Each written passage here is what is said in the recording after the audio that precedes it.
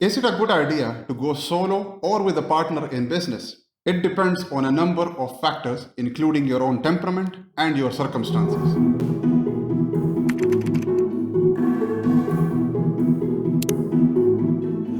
Many first time entrepreneurs go solo in business, taking on all the hard work and trying to get the business off the ground. Yet, we are social creatures. Everything from kindergarten to our adult life, we are always surrounded by other people. Similarly, when we get our first job, we are surrounded by other employees. In fact, until you go into business solo, we take for granted that we have been working with other people all our life. To be fair, I'm not trying to discourage going into business on your own. When you come up with a business idea, chances are that you did it on yourself, so it makes sense to start your first business on your own. On the other hand, if you hatched your business idea while being in the university, for example, or while working in a company with other people, chances are that you will go into this business with some other people. Even in our case, Hamid started his first business on his own. Yeah, that was because my only contacts were police officers, because that's the career that I had at the time. And if I went into business with someone, they would have been my partners in crime. No pun intended. So to give you a little bit more background information, I was a police officer at the time for about 4 or 5 years, and I went on a career break to start my first business. I'm going to give a few reasons why I went into business alone. So I've given the first point that I didn't have any business contacts. The second thing was that I was going into a very new industry that the concept hadn't been proven, where I was managing short-term properties, which means that would someone else want to take the big risk? They say entrepreneurs wear many hats. This means that they juggle a lot of tasks. In the time and age that we live in, with social media or Google, it's quite easy to find suppliers that can help you out. This could be virtual assistants, as well as, for me, in my case, in my business, it was cleaners. So as a guest had checked out and left, the properties need to be cleaned. Do bear in mind that the properties were in different cities. I had some in London and some in Birmingham, so I couldn't physically be there. And in this case, my cleaners acted as my eyes and ears.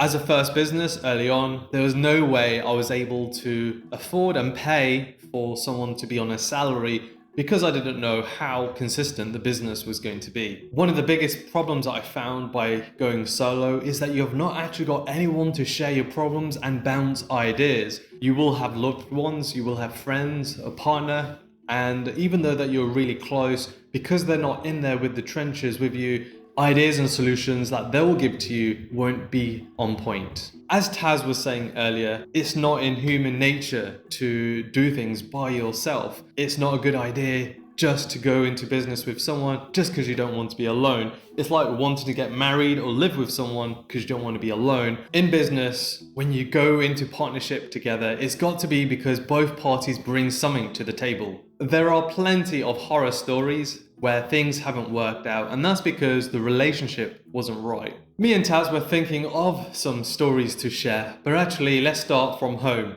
And this is when we first started. Our business name was known as Marketing Voice, as you know today is Axies, and it wasn't just 2 of us, there was actually 3 of us, our third partner. Now, we did rush into the relationship where we had only known each other for about a month or 2, but we soon realized it wasn't right. Me and Taz had a conversation together. Rather than dragging it on for, say, months and months, I think that partnership ended within 3 weeks, where we're still good friends today. Now, a lot of the times people just keep going to see what happens, and I would say it's not ideal. If you know it's not going to work, end it at that point. Let's have a look at some of the positives. Now, people will always have weaknesses, and this is the beauty of partnerships where you're able to complement each other. We do both believe that it's important to have different opinions and ideas, but the values should be the same. It's very important that the business owners have the same shared vision of the business and it's got legs to go into the future.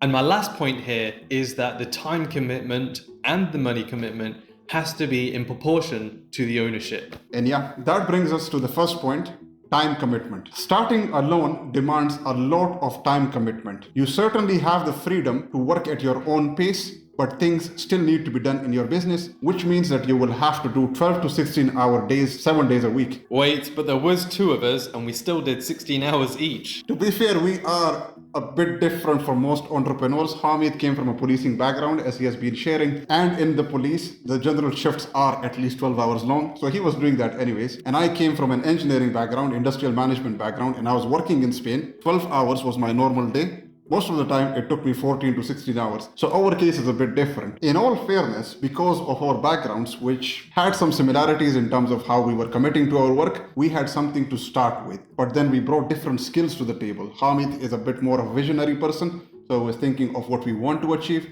And I was looking at it from the perspective of how we are going to do that as well. So it brought a good balance to our business. And that brings us nicely onto the next point, diversification of expertise. It is impossible to be an expert in all areas. As the old saying goes, if you're a jack of all trades, then you're a master of none. So some of the skills you may be good at is designing, business development, the visionary problem solving. Some of the hard skills may be on leading a team. But the problem is the list goes on, and as your business grows, you will need different experts in the team. A good example that I like to use is in football. It is very rare that you will use a defender in a striker position in a couple of months. When you're young, you may be finding your feet and you may be moving around, but at some point in your career, you'll find a specialism and you do that thing really well. So in business, you're able to split the tasks and they get done a lot faster. I'm going to bring in a point here.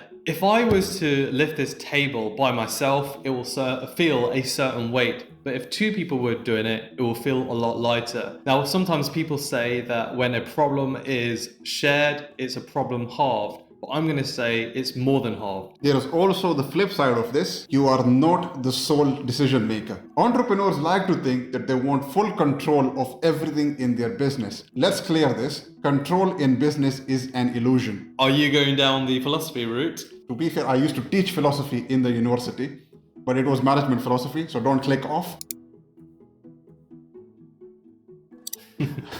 Complete control in business simply does not exist. If you think that you are working for someone beforehand and they were in control of what you were doing, well, that is an oversimplification of how things work. Once you go into business, you end up giving the control to your customers, to your audience, whoever it is.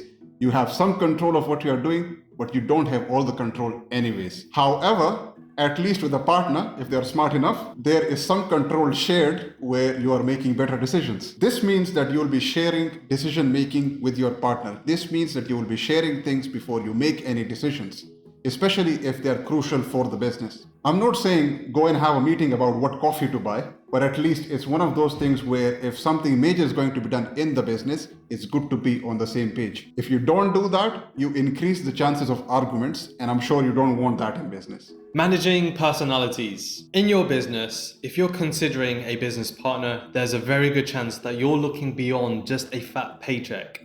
I'm assuming that you want to take a serious market share and make a genuine impact to the industry. And to do this, you'll need a team. If I was to generalize, there's two different types of people. One is technical, and then the other side is creative. Of course, you'll have a bit of both, but let's generalize just for this point. It's very clear that you would have to manage these two different personalities in different ways, the technical to the creative. By having two business leaders, or maybe more, then you've got more options of how to deal with personalities. You will have different problems and challenges at different times, and it means that the leaders can step in at different times in their own approach. Everyone goes through a low point at some time. For me, unfortunately, my grandma had passed away a few months ago, and this is where I had taken a step back from the business, and Taseer was able to step forward and take more control of the business. A second benefit I'm going to bring in at this point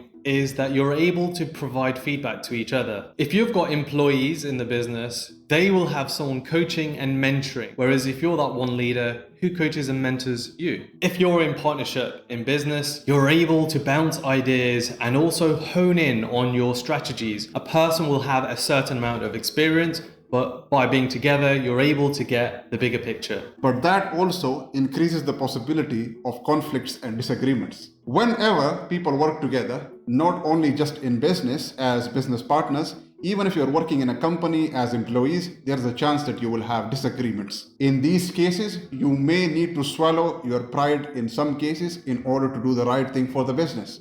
Here's a fun one. Taz, what would you say we disagree on?